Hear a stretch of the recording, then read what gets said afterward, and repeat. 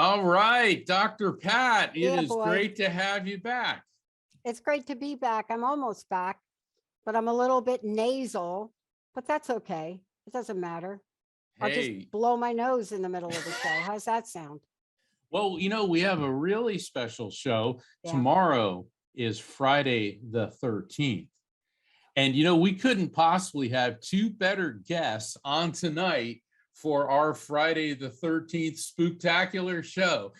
We've got Brandon Alvis and Mustafa Gatollari, and they are paranormal investigators extraordinaire.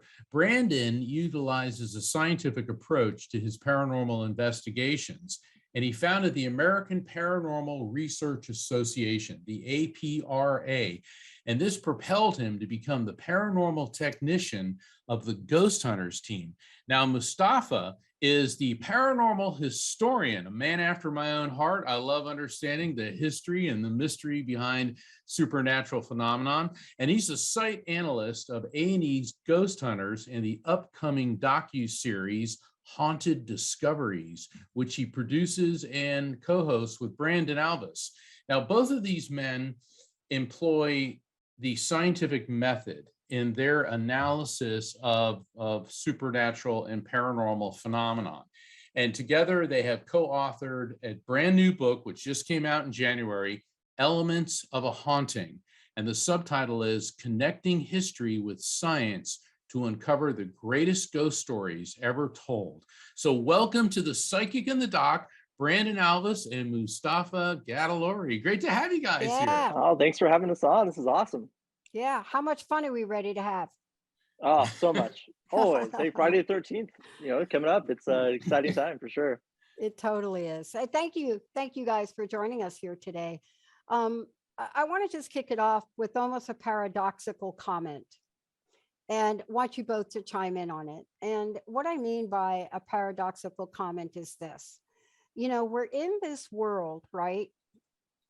Just going to make the statement that there's this view that a large group of people are paranormal skeptics. Let's just say that. I'm just going to be ignorant for a minute.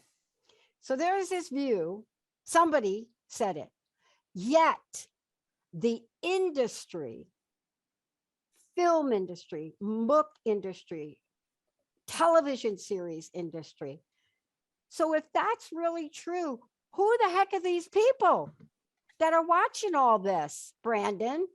Exactly. You're right. Who is watching all of it? I mean, the millions upon millions of people across the world is who's watching it. And I think more times than not, skeptics are tuning in more than some of the believers, I would think, because they're straddling the fence in a way, and there's always, there's a lot of people out there that do call themselves skeptics that are in all reality non-believers. A skeptic is someone that wants to find evidence that the phenomena or whatever it may be exists. And then there's people that say they're skeptics that are just plain out non-believers. Yeah. So there's a lot of people out there that I think are skeptical that do consume the content and believe more so than they put off, for sure. Dr. Pat brought up an interesting point that, there's lots of people watching this. And, when you turn on TV now, there's all these different shows about, paranormal investigations. Do you think, and I want to put this question to Mustafa because he's the historian. Mustafa, do you think that this is a fad, or do you think that this is a growing trend? In other words, is interest in the paranormal and supernatural investigation, is this going to become the norm, or do you think this is just sort of right now it's a fad? No, definitely not a fad.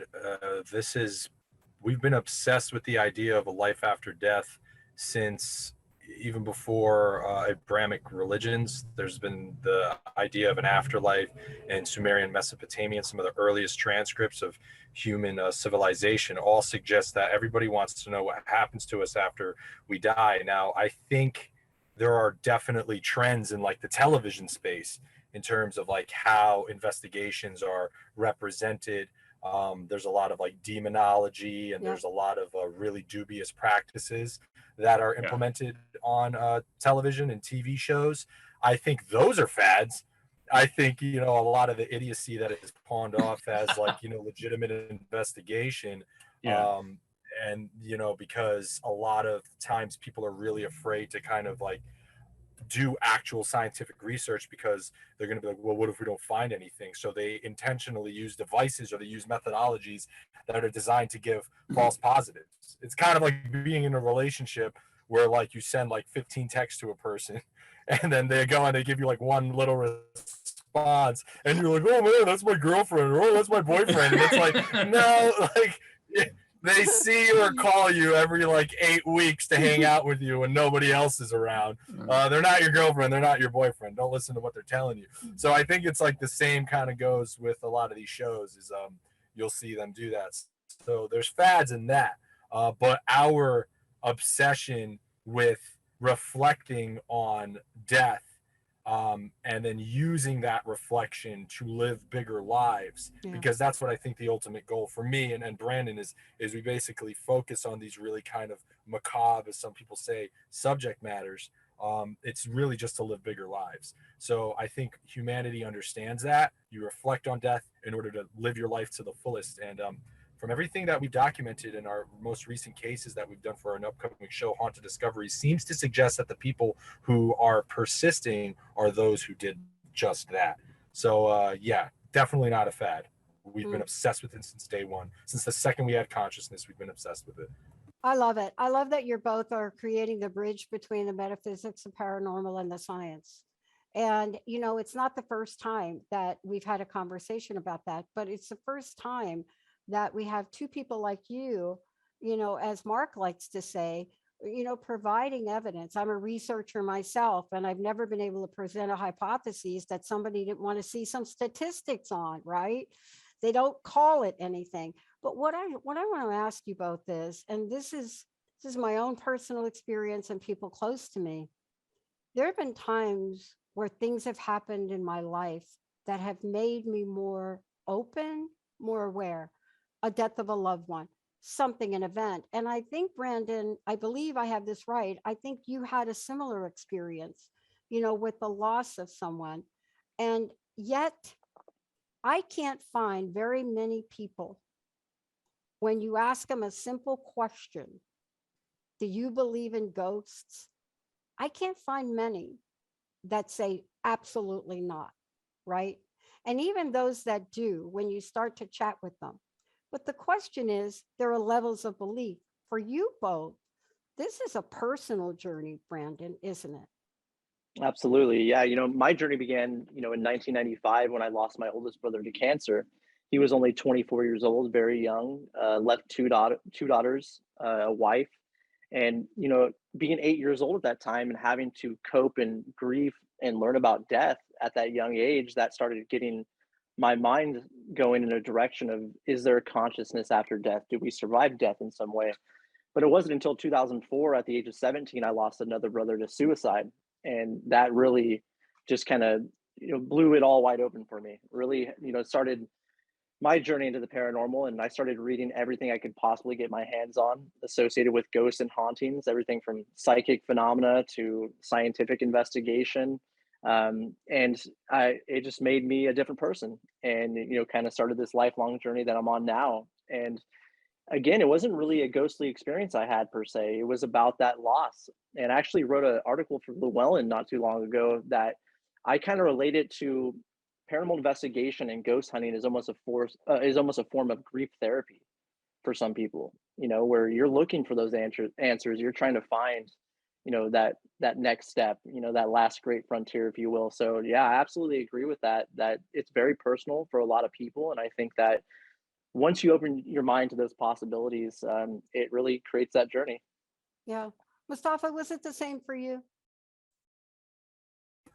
Yeah, from I think it was the same coin, just an opposite side. I grew up, my family and I, we grew up in a haunted house. We were all convinced there was a lot of like really strange phenomena that occurred there. And then my family is extremely superstitious, peasant Albanians. You know, any bad thing happened, we're cursed. and they kind of didn't want to take responsibility, for their own, as I saw it. I'm unduly harsh, like Brandon knows. I'm a very happy-go-lucky guy, but I'm pretty brutal when it comes to judgments of myself and other people. So I kind of really judged my family. I was like, look at these lazy morons, like they're just like kind of blaming all their issues on these these jinns, like these supernatural entities. So I started looking into jinns and studying jinn, but I saw that a lot of the phenomena that was occurring in our house didn't really kind of vibe with what jinns were about. Where I said, well, there was something weird going on in the house, so let me start researching it. It seemed like a lot of that stuff was paranormal, and it was a ghostly activity, ghostly phenomena.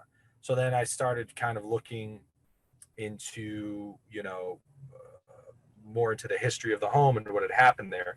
And it seemed like that there's a good case to be made in theory that the spirit, if you will, of a gentleman who lived there, who by all accounts had taken his own life inside that home, was still there. And then that kind of left me with a lot of questions. And I was still kind of on the fence. And there's sometimes, and I think Brandon feels the same way, where we'll be in the room talking to nothing and no one for hours at a time without getting any results. And we're just like, what the hell's the paranormal? Like, what is this? Like, what are we doing? You start to like question your own life choices. But at the time, I was kind of doing it to just really help a lot of members. That gave me a sense of a closure. So a lot of like my Albanian some family who are having issues with curse or people messages like weird. Yeah. Can you hear me? It's like, I'm sorry, you were breaking up a bit. Okay. Yeah. If you can hear me now, I was using that as like a pageantry to kind of help them get through their grieving process. I have a question. I'm a paranormal investigator as well, and a fellow Llewellyn author. And in my most recent book, I introduced my concept of the electromagnetic soul, which I'm explaining spirits on the basis of electromagnetic energy. And for a lot of people, they don't necessarily understand the difference between a spirit and a ghost. They use the terms interchangeably. And when I was going to law school, I was in Macon, Georgia. And the first place I lived in, I only lived there for about a month, and here's why. I lived in this old building, and Macon's one of these antebellum southern towns, all these beautiful mansions. And I lived in this loft apartment, and every time I would come home, this intense depression would come over me. Now I'm a medium, so I'm sensitive to this stuff. And I kept thinking about hanging myself. Now, this is not something that I ever think about. And I kept getting this tightness around my throat. And then every Friday morning at 6 a.m., the phone would ring and there'd be nobody on the phone. And it was getting more and more intense. And I kept feeling this darkness there. And I'll never forget, I went to the landlord and I said, I don't know if I can handle living here. And she goes, an apartment just became available in one of our properties across the street. You can move in right now. No questions asked. Because I remember when I knocked on the door, she looked at me, she goes, oh, you're the law student that lives in, and she gave that apartment. Okay. So I'm moving in this new apartment. Never thought about hanging myself again. It's like the sun came up in my soul. All right. As paranormal investigators, what's your take on that? Yeah, there's so many different types of spirits, ghosts, entities. There's so many different types of terminology you can use, right? But I think you're right with your theory about, electromagnetic energy and that retaining not only maybe some kind of consciousness, but also being able to affect us. I mean, we do know that, electromagnetic radiation and frequencies do affect the human brain and temporal lobe activity and things of that nature. So very well, there could be a possibility that this consciousness that is somehow manifesting itself in the form of electromagnetic radiation or frequencies can affect someone, especially someone like yourself who does have abilities that can heavily affect you. And people living their everyday lives. There's a lot of people that are in a building that say has bad wiring or high levels of EMF. They're next to a transformer pole or something, and they're having effects associated with that and don't know what it is. Exactly. So Yeah, I yeah. do think that I do think you're definitely onto something there. Absolutely. Yeah, it was very interesting. And I don't mean to go on, but it was my first book, Never Letting Go. So I moved to this new apartment and I noticed, like, just out of my peripheral vision, I kept seeing things. So I'm in this new apartment and stuff would fly off the table, matchbook, a cup or something. And it was like, and I kept feeling another energy there. And I remember talking to one of my neighbors who was a law student, and I said, "This is going to sound weird, but do you ever feel that this building?" And before I could say anything, she goes, "Haunted? Oh my God, totally." But the thing that we agreed on was this energy seemed kind of jovial, whereas in the other place it was real negative. Now, here's my question for you and Mustafa.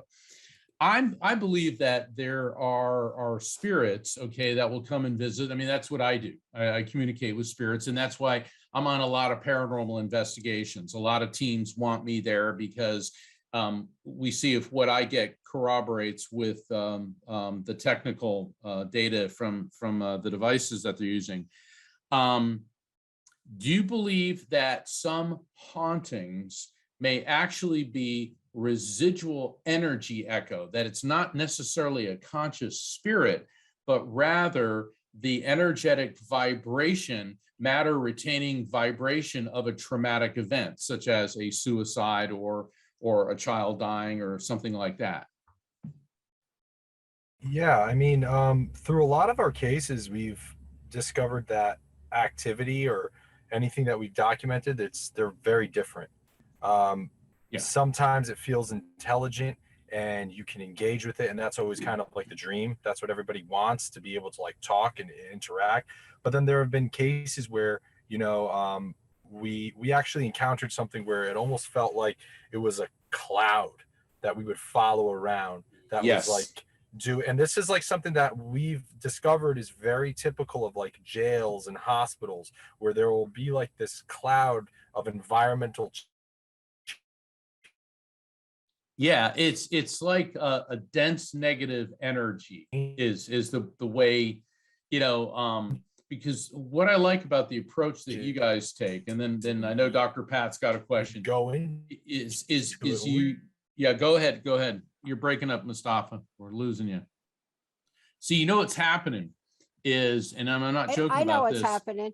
It's spiritual entities. A lot of times, I was doing a reading yesterday, and it kept getting interrupted. And it was funny because what the spirit was telling me, because the woman said, "Does my son give me signs?" And I go, "Well, he uses electric devices." She goes, "Yeah." She started going down the list of everything that cuts out. Okay. And that's how he lets her know that he's around. Dr. Pat, you've had a lot of encounters with these presents. Do you want to talk about some of that? Yeah, I think when you have early encounters at a very young age, you don't see them as encounters. And what do I mean by that? And this is something I'd like to hear from each of you about. The breakthrough movie that I related to as a young person was, what was that? The Fifth Sense or something like that? Sixth Sense, yeah. Yeah. And I related to it because I got sent to psychotherapy for walking in my house one day in the Bronx, where my dad would lock the front doors and the back doors and lock you in. There was only one way in the house and you couldn't get out. That's what happens when you live like there, right? And I remember I got sick and I came home from school. And the bottom line with all of that was I walked in and I saw 3 people. And I could describe them to a T to you right now. Wow. They looked like they were in sepia form. The man had a really cool hat on, kind of suspenders, really, I don't know, what's the year, 40? I'm a kid, so I'm giving my knowledge as an adult to what I saw. But I saw them standing there. She stood right next to him, a nice little flowered shirt, like a dress. I could pinpoint the color of her shoes, really cool hat, holding on the hand of a young child. And the young child stood there, just kind of almost like mom, but not quite, but the same energy. And I got to tell you, I thought they were people. So what did I do? ran out of the house, locked the door behind me, went to my neighbor. The neighbor called the police in the entire District 14 of the Bronx. The police cars just piled onto the house, right? Lining up, police, the fire, and they couldn't get in the house because every door in the house was locked from the inside. So I had to let them in. I let them in, no windows broken. I could not, they wanted me to say that I made it up. And I'm a kid. I'm like 8. I didn't make it up. I described it in detail. You know, I saw them in that room. And that was for me the second encounter I had, but I refused to deny it. And so when you're an 8-year-old and you think you're seeing things, they send you to Dr. Jacoby. The good news is Dr. Jacoby couldn't help me. But how many other kids and people go through that, right? They never came back to the house. I didn't see them, but there were other things. I don't think the house was haunted, but at a very young age, I got to understand that Menahunis do exist. Yes. Right? Don't you encounter that where, you know, we're living in this world where there's anecdotal, there's science data, and, you know, we are now in a world of pop culture that would just absolutely not it just, you can't turn it off now. And even though the pop culture is a little bit bizarre, making stuff up, they make stuff up. I mean, okay, right? I am the one that believed the Blair Witch Project was real. I mean, I'm not kidding. I was telling everybody about it. I was just all my friends. I'm like, no, that's real. That happened. But why would I believe that? Because I had that childhood experience. And then I was so, I said, go to the website, go look at what they got on the website, right? Look, there's all these interviews. I was shocked to find out it wasn't real. But how many people go through and have these experiences and don't have the benefit of you two to help us understand, explain, and bring the scientific impact into it, right? Right. Yeah. I mean, so many people have these experiences. I mean, like you said, they don't realize that what they're dealing with may be supernatural or paranormal, you know, that it's so clear and present and realistic that they think it's a person, like someone that broke into your home. So it happens so often. I know, I remember a case that Mustafa and I worked in Connecticut a couple of years back with ghost hunters, where there was a child in the home that was terrified, like just completely scared, would not sleep in his own room, would not sleep in his own bed. And we went in and we actually conducted an experiment, Mustafa and I, where we set up data loggers on the staircase where they claim to not only see this man walking up and down, but they hear the footsteps almost on a daily basis. And we thought in our head, you know, just because they're hearing it and seeing it, does that mean that it's not taking place in some form or another at all times? So we set up these data loggers, and lo and behold, we were getting pressure changes perfectly in correlation with someone walking up and down the staircase. So just because in our reality that people are having this experience of seeing this person or hearing these footsteps doesn't mean that it's still not happening without our other senses. So it's really interesting to think that something like that can be happening at any given time, but just because we don't have, you know, the ability to see it or experience it doesn't mean that it's not taking place. Well, exactly. What's the maximum science is the absence of evidence is not evidence of absence. And because you guys really like using technology and approach paranormal investigation from an analytical standpoint, what types of equipment do you use? And do you have a favorite or a favored type of device? Because here's what, you know, everything is scanning different forms of the different sections of the EM spectrum.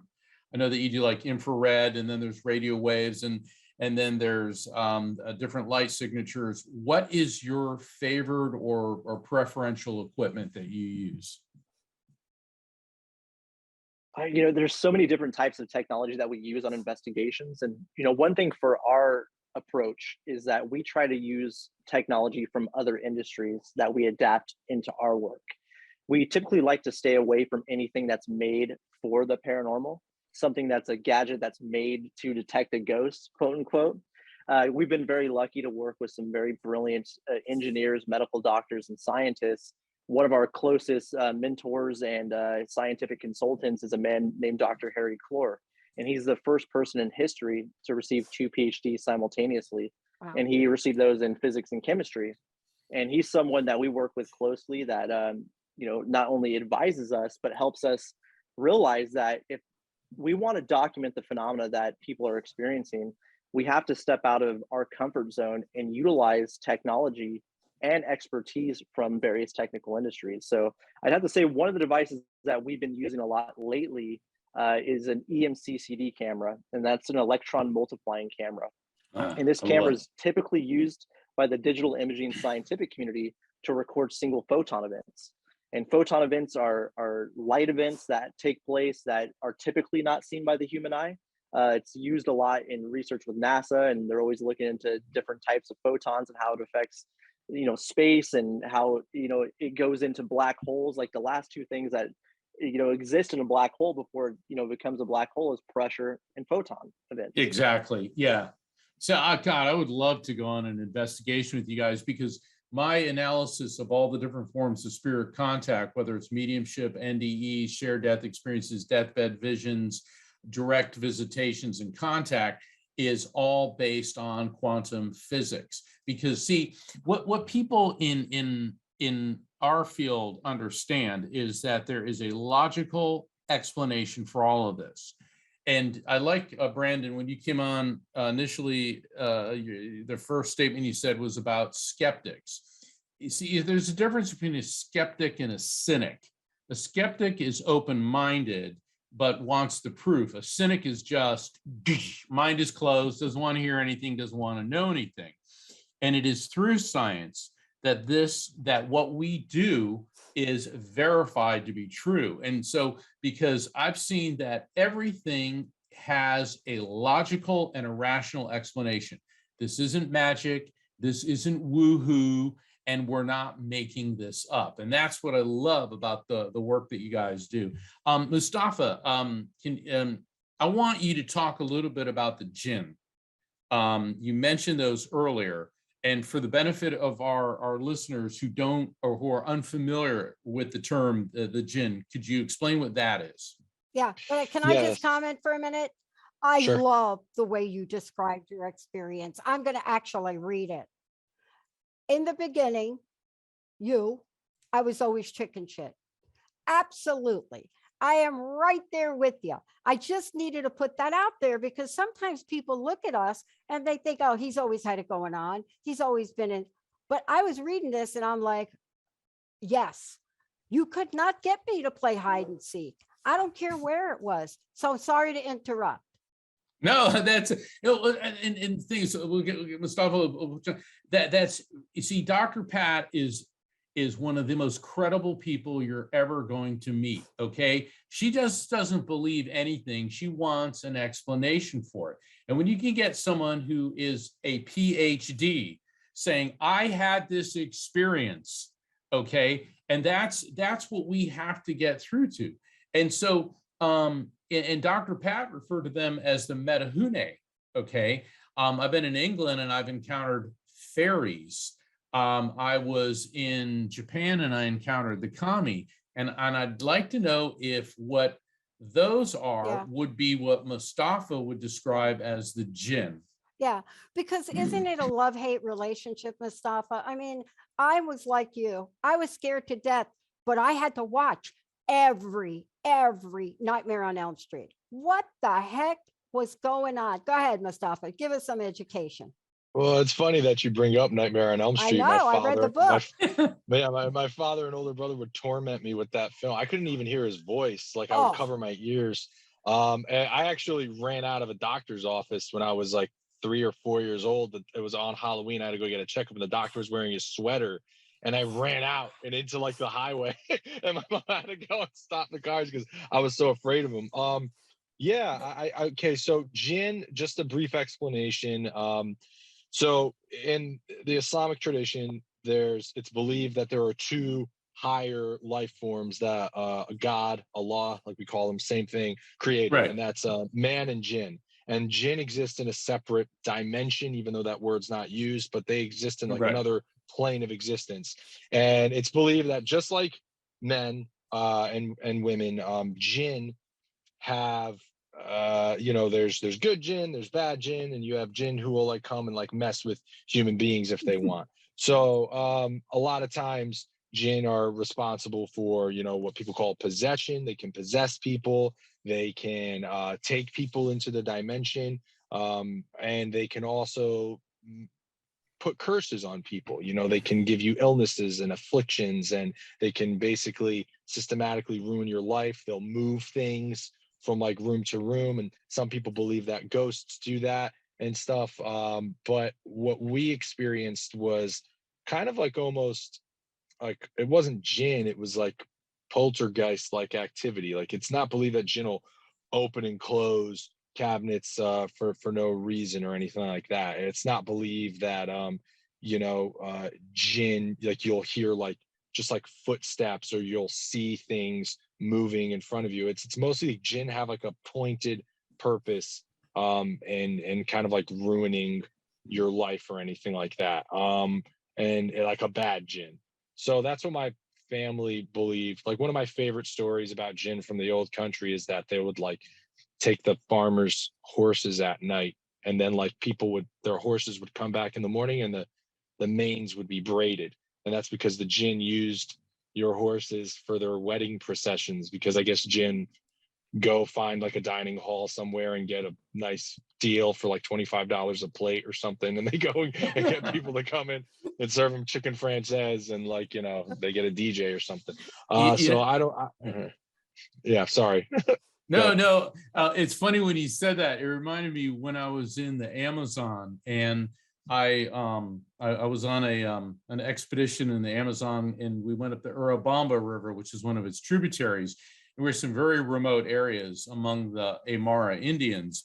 And the Amazon's really cool because they have the freshwater dolphin, and they're pink. There's these pink dolphins, and they have this really long dorsal fin. It doesn't look like the type of dolphin you think of. The reason I'm bringing that up is young women in the villages, and these villages, no electricity, no running water. Anytime a young woman got pregnant and who wasn't married, the belief is that the pink dolphin would transform into a handsome young man at night and take advantage of her. And the Aymara Indians in this area of the Urubamba treated the pink dolphins as spiritual entities. And of course, we're there as there was like a dozen crew and a dozen passengers on this research vessel that I was on. And so, we're listening to all this, we're trying to keep our American comments to ourselves, like, yeah, so when a girl gets knocked up, a dolphin did it, but the thing is, and my family's Italian, and Dr. Pat's family's Italian, and we have a superstition for all occasions, okay? And when you're talking about in Albania, I'm laughing because that's just across the Adriatic, from us. But I think that in less developed societies, traditionally, you would have to have an explanation for why bad things happen, and it's easy to blame it on a spirit. And that's why we've got to take it away from that into, why do these people come up with that? Well, maybe it is my daughter got knocked up by a dolphin, but then again, people are like Dr. Pat said, she's 8 years old and she's seeing people in spirit with accuracy and specificity. And so over the centuries, people have to come up with some type of explanation for this. And that, Mustafa, sounds like where the jinn kind of came from too. Would you agree with that? Yeah, I think specifically in my family's instance, it's like we were way in over our head, got this house that we definitely couldn't afford, and my dad was like hustling to try to do it. So I think it was almost like a mass kind of, I always assumed it was like this mass psychosis where we were all just like, yeah, it's the jinn, that's why we can't be happy, not because like we should have never moved into this freaking house to begin with because we couldn't afford it. You know, and then, you know, my dad's working all these odd jobs and, you know, to try to like, you know, pay for the mortgage. But the weird thing is we did experience stuff. Was it connected to the death of the individual who was there prior, who took his own life? I don't know. I think that's kind of something that maybe I kind of came up with in my own head to try to justify what went down, but there's no, or maybe it was just that collective kind of energy from all of us being so high strung, you know, and stressed out. Like you're a kid, you hear calls from bill collectors and stuff, and all of us, and you know, in the back of our heads, we knew that there was a possibility we wouldn't be able to live in the house. Like we knew that, but we never addressed it. So I think maybe that kind of fed into it. I don't know. Or maybe the fact that we kept feeding into this idea of like jinns, and Brandon and I have done a lot of work on thought form manifestation in our last few cases for haunted discoveries. And we've had some pretty incredible results with that. So documented too. So it's like, maybe that was an instance of that. I don't know. But do I think it was like a bunch of jinns sitting around a round table? We're like, how are we gonna mess with the Gatollaris? Like I don't know.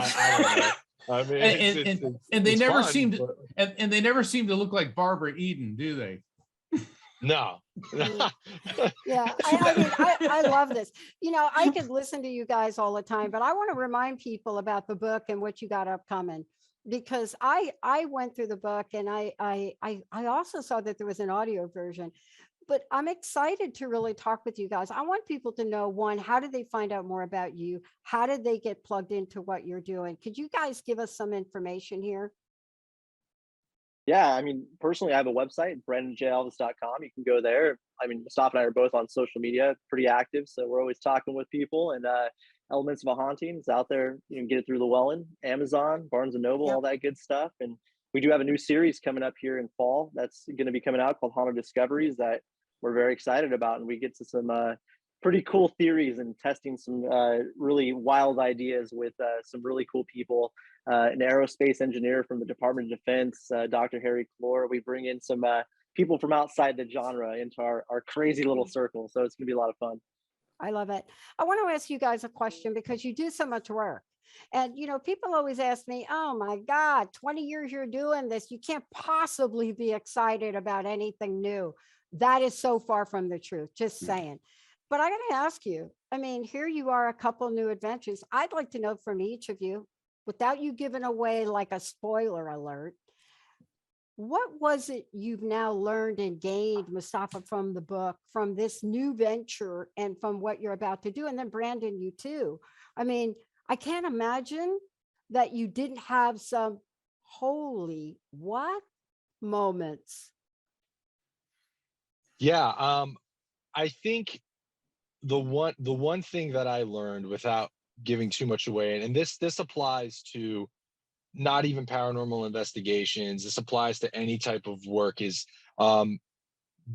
when you're working very, very, very hard to tackle a simple thesis, right? Or like a simple thing that's like, okay, how are we going to prove beyond, you know, to us, to ourselves, that this is haunted or not, or there is something going on here that is beyond the realm of human understanding, and really hold ourselves to a super high standard. So that can be the same if you're a musician and you want to like go and make a song that is you're going to actually be proud of, or we're going to make a series that, because Brandon and I have very similar ideologies and work ethics of like, how can this be up to our standard? What do we want to say? And that goes through production, that goes through, like, you know, kind of heading the ship of a crew, and that goes through, this is what the investigation is and this is what we need to hit.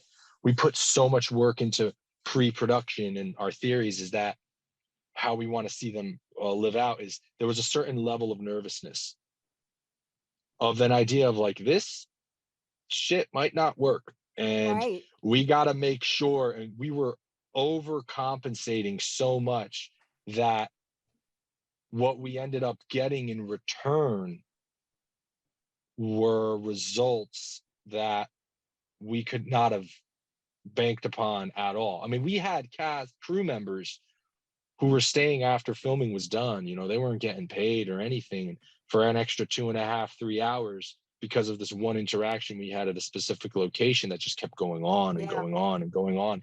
And it was a truly kind of, I mean, we were dumbfounded, completely stupefied. And that was our last investigation that we did. So it was almost like a movie, like, holy hell, like, what do we do from here? And I remember we drove back from Louisville to California because we had all this equipment, this precious footage and all this stuff that we didn't feel right about shipping.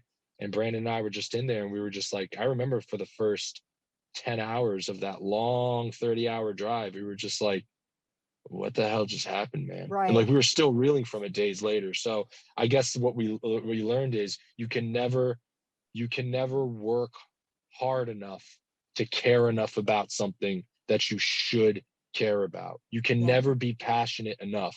And that's a manual thing. You can create that passion through action. So that's the biggest thing that I learned, is that'll never get old. So whether even if we didn't document anything, the processes of us doing that was way more rewarding to me than anything else. Anyway, that's my spiel.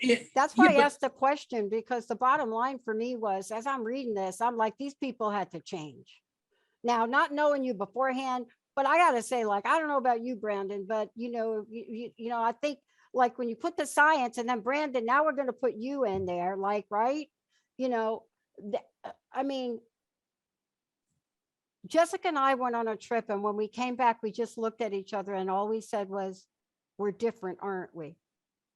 Was that like for you? Absolutely. You know, because I mean, going into it, you can only plan for so much, right? There's only so much you think can possibly happen. You can theorize and hypothesize all you want, but until you're there, until you have those moments, and until you walk away with not only the experience but the data, you don't really know how you're going to react to something like that. And once, like Mustafa put it perfectly, when we had that first 10-hour drive, 10-hour leg of the drive back, we were just like, it was like a dream almost. Like, did all of this really happen? Did we really experience these things? Do we document these things? And it definitely is life-changing. And I cannot wait to show it to people, because what we documented, what we experienced, translated perfectly on camera, which is a rare occurrence. There's so many times where you have that experience and it just doesn't quite translate, right? Doesn't translate to where you can share it with a broader audience. And I think we did really well with that. And I think that people are going to feel like they were along for that huge transformation with us. Well, and Brandon, to follow up on that, I like what you're saying there about, we have the data, because what I've noticed in the technique that you guys employ is you don't say, this was a demon, this was a ghost, you present the evidence. Because I see too many shows where there's night vision goggles, they shake it around, everyone screams demon. And I'm sitting there like, look, I've conducted over 15,000 readings for people. I've investigated mystical, spiritual sites all over the world. I've worked with witch doctors, shamans, Buddhists, priests, Hindus, all of that. And I'm looking at this going, seriously?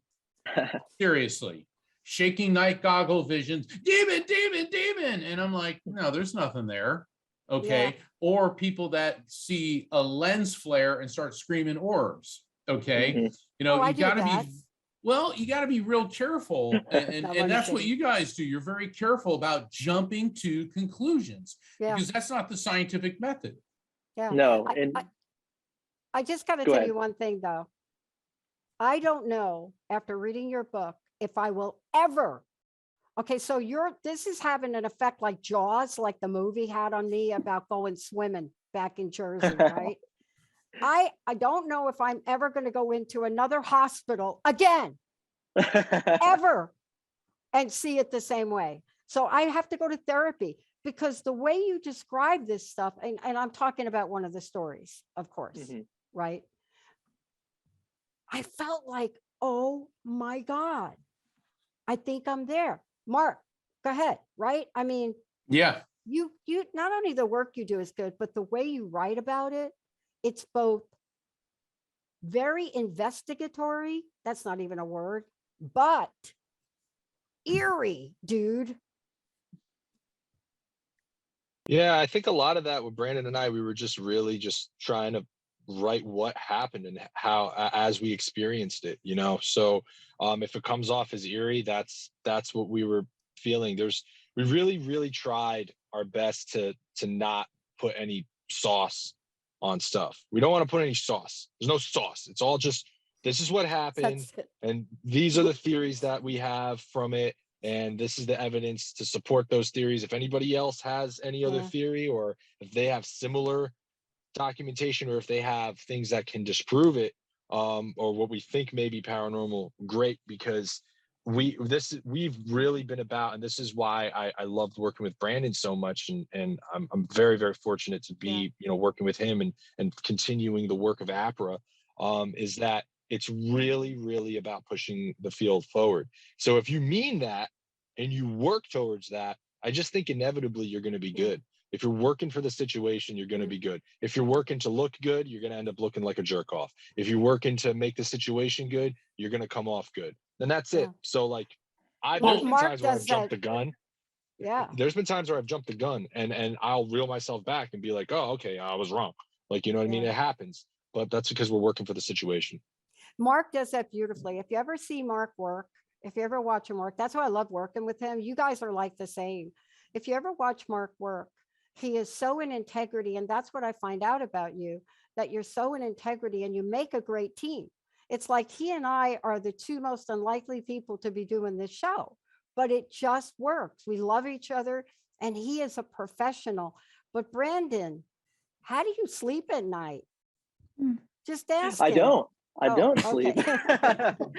I get very little sleep, but when I do, it's intense. But I will say there was one thing we did encounter while shooting Haunted Discoveries, that something that happened at one of the locations. We investigated a place called Bethlehem Academy that was built in 1828. It had many different lives, but was a girls' reform school for a number of years. And so there's very strict rules associated with this place. A lot of different ideas, a lot of different belief systems went through this location. And I had an experience there that was more impactful months later than it was in the moment, if that makes sense. And it wasn't until I actually started editing this episode and revisiting everything that we encountered and the data we collected that all of that kind of hit me at once and kind of settled in. And I know, Mustafa, we were just working on this episode the last couple of days, but I had an instance in experience that I've never experienced in 17 years. And it put a lot of things in perspective for me, life in general, and just almost like these missing pieces of the puzzle that have been gone, missing for the past 17 years, kind of came together for me with this case. So it's unbelievable stuff, but I'm really excited to share it with people for sure. Hey, Branda, have you found in your work and that people sometimes experience like psychic trauma, psychological trauma encountering these? And if so, well, you got to refer them to Dr. Pat, well, no, because the thing is, we're used to this, but even when you're used to it, it can be kind of overwhelming. But, you don't necessarily have to, about yourself, but have you worked with people that came away from an encounter with some type of maybe traumatic after effects? Yeah, absolutely. I think that not only did we deal with some people like that when we shot Ghost Hunters, but we dealt with some people on this show as well, where I don't think they even realize it. But as you're speaking to them and you're interviewing them as an eyewitness or someone that experienced this type of phenomena, I think that, what they're telling you and the things that they're relaying definitely points to them having some kind of trauma associated with it, and things they probably have never dealt with, because it's not very often they get to sit down one-on-one with someone like us that can listen to what happened and really kind of, analyze that on a deeper level. So yeah, I definitely think we have dealt with people that have walked away with some kind of trauma from experiences in the past, for sure. Wow. Mustafa, I want to ask you, I know we only have a few minutes left. What are you most excited about as you look ahead? And again, I don't really mean for you to give us a spoiler thing, but I just always love to know what's in you, like somebody's heart in their heads. For me, it's basically getting to work with Brandon and people who are sincere and genuine. If Brandon and I were, passionate about setting up railroads in like the 1920s, I'd be very excited to go to work every single day with a hammer and putting those spikes in the ground. If we were running a restaurant together, I would love to make the greatest reduction sauce for, you know, a duck à l'orange or whatever the hell it was that we were making. For me, we both have this shared interest. We're like this when we work together, when we're in the work, and that's what I really, and the only times I'm ever really upset or I kind of spiral out of control is when I feel like I'm not doing enough or I'm not working hard enough. And yeah, that to me, as kind of corny and after school special as that sounds, it's just, I love this because I found someone who loves to do the same kind of work that I do. And we're very, very, very much in line with living life to the fullest and by studying death. So yeah, it's that to me, that's my biggest thing. Yeah. That's It shows what I up care in about what more you than put anything. out. Honestly, it thank you. shows up in what you put out. You can't create, you can't write a book like this. You can't do it, you two, if you two aren't connected at the soul level. Mark, what do you think? Absolutely. And you guys are excellent writers. You're good storytellers. You're very good technicians. And I highly, highly recommend the book. Tell everyone once again about the book and where they can find it, Yeah. Brandon. Yeah, so Elements of a Haunting, connecting history with science to uncover the greatest ghost stories ever told. You can find the book at Barnes & Noble directly through Llewellyn, Amazon, Walmart. Go on to Google, type in Elements of a Haunting, and it's there. And a lot of love went into the book, a lot of research, and a lot of passion. So I hope that people pick it up and jump right into the research with us. I mean, could we have had a better Friday the 13th No. show than this No. one? I mean, we No. got the guys that put the into 13. Yeah. So- And I love, you guys, look, I love That the was format great. of the book. I love that Oh. you use the format of conversation in the book, because that to me was the golden nugget. I feel like I knew you before you showed up today, and many books don't do that. Thank Can you. we Well, go I'm with happy. them on their Thank you. next adventure, Mark? You think they would take us? Oh, I'd be honored. I'd love to work with you guys because I take the same type of approach. We have to approach spirituality with a reverence and also an objectivity and gain all the information. And then in retrospect, then analyze the data before we come to any conclusions. And that is what makes our guests today, Brandon Alvis and Mustafa Gatollari, different and how they stand apart from so many of the other paranormal investigators. It's integrity, it's diligence, it's the scientific method. And I want to thank both of you Yes. gentlemen for being our guests on the show. Dr. Pat, as usual, you have knocked the ball out of the spiritual psychological park. I hope And- they come back. Will I you hope you guys come guys- back when you get closer to, the series that's going to come out? I hope you will come back. Yeah. Absolutely. Yeah. Yeah, we'd love Absolutely. to. I'm already buying copies of this book for my friends because it's just, Oh, thank you. I only have one recommendation. If you're like me, you just don't want to be in bed, like on your Kindle reading it. I couldn't stop reading it. You guys rock. Mark, right? Yeah, it's so funny that so many people, it's like in those vampire movies. They always go searching for the vampire when the sun's going down. It's like, shouldn't it be like when the sun's coming up? Yeah. But You gotta work, man. Vampire hunting don't pay the bills. Oh, People no gotta kidding. survive. That's right. Thank you guys so much for everything. Our audience, you're the best audience on the planet. Please take a look at this book. It's available everywhere. Please tap into Mustafa and Brandon. Please make sure you connect with the most incredible Mark Anthony. Amazing. And from my heart to yours, please don't lose faith in yourself and what you see. Please don't let anyone convince you it's not so. Thank you, everyone. Hey, everybody. Thank you for tuning into The Psychic in the Doc with Mark Anthony and me, Dr. Pat Baccili, right here on transformationtalkradio.com. Hey, look, come back next week so we can explore with you more of life's many challenges and learn from fascinating guests. And you know what? Even Mark and me. We'll connect you and discover insights from people in this life and from the afterlife. Extraordinary problems? Yeah, they do. They require extraordinary solutions. But step into the world of possibilities with us on The Psychic and the Doc. That's every Thursday, 4 p.m. Pacific time, 7 p.m. Eastern time, right here on TransformationTalkRadio.com. That's TransformationTalkRadio.com. And don't forget, we're also live face-to-face on Facebook.com, Transformation Talk Radio.